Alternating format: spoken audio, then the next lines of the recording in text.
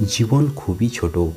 যে আমাদের সাথে ভালো ব্যবহার করে তাকে ধন্যবাদ দাও, আর যে আমাদের সাথে ভালো ব্যবহার করে না তাকে হেসে মাফ করে দাও। কেউ যদি আপনাকে ছাড়া খুশিতে থাকে তাহলে তাকে খুশিতেই থাকতে দিন। খুব বেশি তার পিছনে পড়ে নিজের সম্মান নষ্ট করবেন না। জীবন এই কারণেই মুশকিল মনে হয়, কেননা মানুষ সহজে পাওয়া জিনিসের কদর করে না।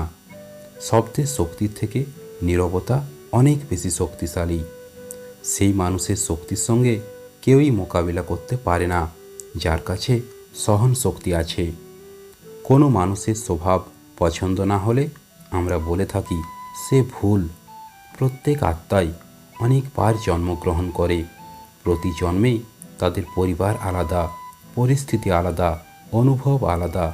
এই কারণেই আজ তাদের সংস্কারও আমাদের থেকে আলাদা। তাদের সংস্কার আলাদা, কিন্তু তারা ভুল নয়। শব্দের পরিবর্তন করুন, সম্পর্ক বদলে যাবে। পরমাত্মা বলেন, তুমি 2 পা এগোও, আমি 100 পা এগিয়ে আসব। তুমি আমার ধ্যান করো, আমি হাজির হয়ে যাব। অর্থাৎ আমাদের পরমাত্মাকে মনে করাতে হবে যে আমি তোমার, আর নিজেকে স্মরণ করাতে হবে যে প্রভু আমার।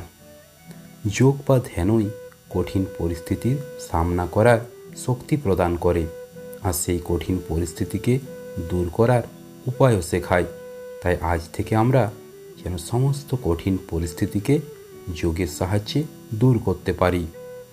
জ্ঞান শোনা, জ্ঞানের কথা পছন্দ করা, জ্ঞানের কথা অন্যকে শোনানো, এ কোনো বড় কথা নয়।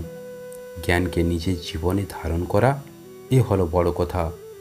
যখন অন্যের দেওয়া দুঃখ এবং কড়া কথায় আপনার মনে দুঃখ পাবে না, তখনই আপনি মনে করবেন আপনার জীবনের জ্ঞানের ধারণা হতে শুরু করেছে। ব্যাস, এবার এগিয়ে চলুন। দুনিয়ার সব থেকে সুন্দর সম্পর্ক সেখানেই, যেখানে একটা মিষ্টি হাসি আর ছোট্ট ক্ষমাতেই জীবন আগের মতোই সুন্দর হয়ে যেতে পারে। এই সংসারে কিছুই চিরস্থায়ী নয়। আমরা যদি এই কথা বুঝতে পারি যে সমস্যা সবসময় থাকবে না, তাহলে আমাদের খুশিও কখনো হারিয়ে যাবে না।